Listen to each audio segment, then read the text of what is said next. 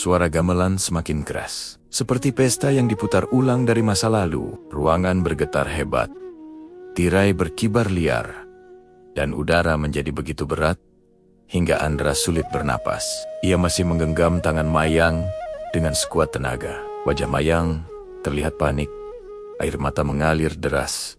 Tapi senyumnya tetap lembut. Andra, lepaskan. Lepaskan. Kalau tidak, kau yang akan terjebak bersamaku di sini selamanya. Andra menggeleng keras. Matanya memerah. Tidak. Aku tidak akan meninggalkanmu sendiri, Mayang. Kau sudah terlalu lama menunggu. Aku tidak peduli apapun yang terjadi padaku. Mayang menatapnya dengan pandangan pilu. Kau tidak mengerti. Roh penjaga rumah ini akan merenggutmu. Aku tidak ingin kau bernasib sama sepertiku. Sosok hitam itu meraung marah. Langkahnya menghentak lantai hingga papan kayu retak. Matanya merah membara. Menatap Andra seakan hendak menelannya hidup-hidup. Dia milikku. Kau manusia lemah. Jangan berani mencampuri urusan dunia ini. Andra, meski gemetar, berdiri menghadang. Tidak, Mayang bukan milikmu. Dia bukan milik siapapun dia, hanya milik cintanya sendiri. Sosok hitam itu mengayunkan lengannya. Dan tubuh Andra terhempas ke dinding. Dadanya perih, darah segar mengalir dari sudut bibirnya. Tapi ia bangkit lagi, tertatih, lalu berlari memeluk Mayang dengan sekuat tenaga. Mayang terisak.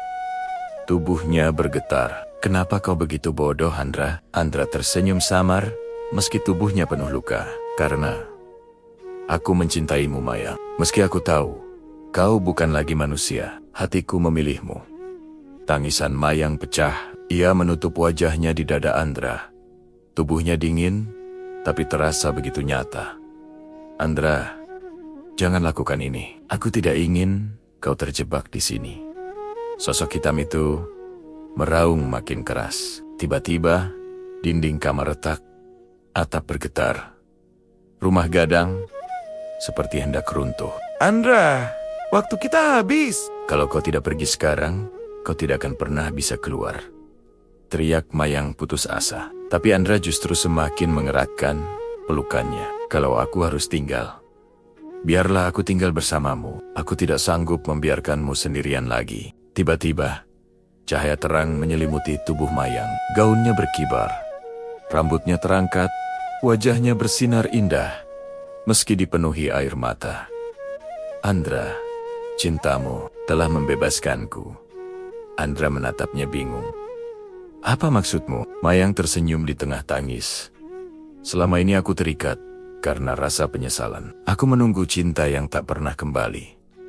Tapi malam ini, kau datang, kau menunjukkan padaku bahwa cinta sejati itu ada, meski dalam bentuk yang berbeda. Dengan cintamu, aku bisa pergi dengan tenang. Tubuh Mayang perlahan memudar di pelukan Andra. Ia mencoba meraih kembali. Tapi hanya udara dingin yang tersisa. Mayang, jangan pergi! Teriak Andra histeris. Senyum terakhir Mayang terlihat samar sebelum suaranya berbisik di telinga Andra. Terima kasih. Terima kasih. Pelukan terakhirmu adalah hadiah yang tak pernah kudapatkan dari siapapun. Selamat tinggal, Andra. Dan seketika itu juga, sosok hitam berteriak marah, lalu lenyap bersama runtuhnya bayangan kamar ilusi itu. Andra terbangun keesokan paginya, tergeletak di ruang tengah rumah gadang yang kembali berdebu dan sunyi. Semua seakan kembali seperti semula. Tidak ada cahaya, tidak ada gamelan, tidak ada Mayang. Hanya satu hal yang tersisa di pelukannya. Sehelai kain songket lusuh, berwarna merah emas, basah oleh air mata. Andra menatap kain itu lama.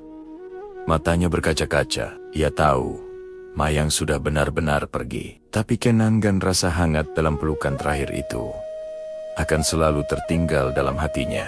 Beberapa minggu kemudian, Andra kembali ke kota untuk menyerahkan laporan penelitiannya. Namun sejak hari itu, ia bukan lagi orang yang sama. Tatapannya selalu kosong. Pikirannya melayang ke malam mulam di rumah gadang. Di akhir laporan penelitiannya, ia menuliskan satu kalimat yang membuat dosennya terdiam lama. Rumah gadang tua ini bukan sekadar peninggalan budaya. Ia adalah makam cinta. Dan di balik dinding-dinding kayunya, ada rahasia cinta yang abadi. Meski berakhir tragis. Dan begitulah, kisah Andra dan Mayang berakhir.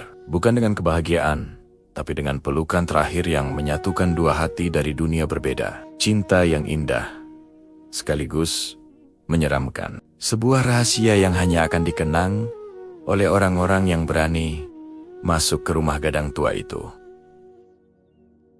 Dan begitulah, cinta Mayang akhirnya menemukan jalan pulang.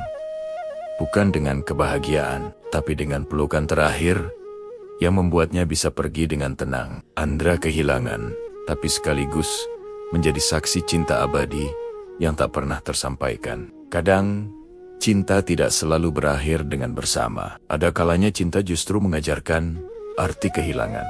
Jadi, kalau suatu saat kalian melewati sebuah rumah gadang tua yang sunyi, jangan pernah koba-koba masuk sendirian. Karena siapa tahu, ada cinta yang masih menunggu di sana. Cinta yang belum selesai.